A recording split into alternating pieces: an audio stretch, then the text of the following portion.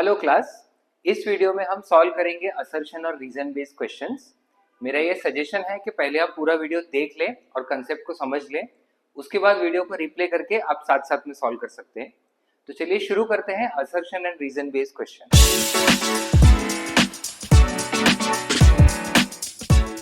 First question पढ़ते हैं। Assertion दिया है partnership firm can have maximum 50 partners. So ये असर्शन जो है ये ट्रू है, बिकॉज पार्टनरशिप फर्म बनाने के लिए मिनिमम लगते हैं 2 पार्टनर्स और मैक्सिमम हो सकते हैं 50 पार्टनर्स। रीजन में दिया है maximum limit of partners is prescribed in partnership act 1932। अब ये सबसे बड़ा ट्रिक क्वेश्चन है, बिकॉज आयरनी ऐसा है कि number of partners partnership firm में कितना होना चाहिए वो पार्टनरशिप एक्ट में नहीं जबकि कंपनीज एक्ट में दिया है। तो कंपनीज एक्ट में क्यों दिया है? तो जब कंपनीज एक्ट 2013 प्रिपेयर हुआ था तो उस टाइम पे उन्होंने पब्लिक कंपनी प्राइवेट कंपनी में नंबर ऑफ मेंबर्स चेंज किया एंड वहीं पे उन्होंने लिख दिया कि भाई पार्टनरशिप में अकॉर्डिंगली हम लिमिट जो है बढ़ा देते हैं। पहले 20 पार्टनर्स था, अभी 50 पार्टनर्स हो गया है, बिकॉज प्राइवेट कंपनी का भी लिमिट बढ़ गया है।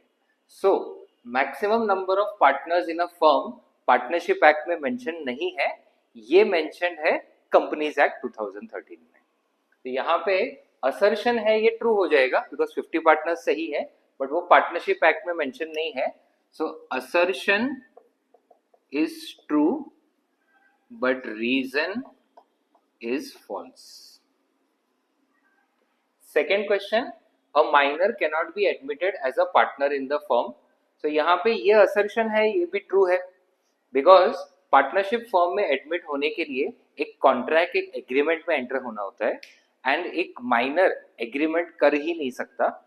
Until you don't reach the age of 18 तुम कोई भी कॉन्ट्रैक्ट में एंटर नहीं कर सकते। सो ये असर्शन ट्रू हो जाएगा, माइनर जो है फर्म में पार्टनर नहीं बन सकता। रीजन में दिया है minor can participate in the profits of the firm.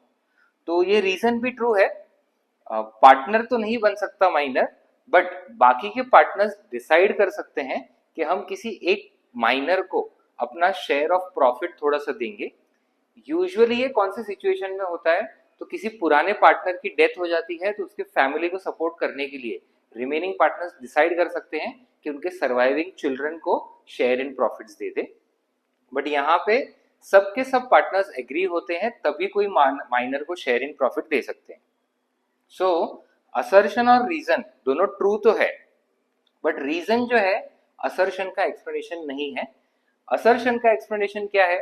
Minor क्यों पार्टनर नहीं बन सकता? Because minor can not enter into a contract. तो यहाँ पे assertion and reason both are true, but reason is not the correct explanation for the assertion.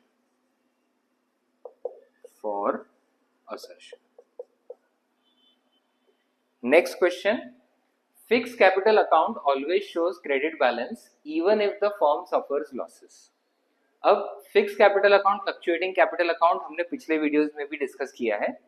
Fix capital accounts हमने discuss किया था कि वो कैपिटल बैलेंसेस चेंज नहीं होते, इसलिए उसको फिक्स कैपिटल अकाउंट बोलते हैं। और वो कैपिटल्स को फिक्स रखने के लिए जितने भी एडजस्टमेंट्स है वो कैपिटल अकाउंट में रिकॉर्ड नहीं होते हैं और करंट अकाउंट में होते हैं। तो अगर फर्म को लॉस हुआ तो वो कैपिटल के डेबिट में नहीं आता है, करंट अकाउंट के डेबिट में आता है, जिसकी वजह से लॉस होने के बाद भी कैपिटल में नॉर्मल पॉजिटिव या क्रेडिट बैलेंस शो हो सकता है। तो यहाँ पे ये असर्शन है ये ट्रू है, fixed capital account always shows credit balance, firm को लॉस हुआ फिर भी। Reason, current accounts are maintained under fluctuating capital method.